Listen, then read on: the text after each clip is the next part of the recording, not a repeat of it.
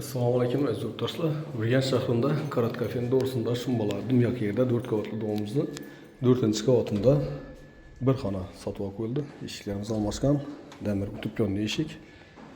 Bismillah. Tak, giraverishli koridorimiz bo'ladi. Bu yerda ishning mestosi bor yerni kuxni qilib qo'yibdilar ekan. Kuxnini detskiy xona qilsangiz bo'ladi bemalol. Bu yerimiz zal, ochiq balkoni bor. Oynalar almashgan ekan. Balkonun naves qilib qo'yibdilar, yurib turganlaringizning yo'lning ustida. Karat kafening to'g'risida. Devorlarimiz fonda.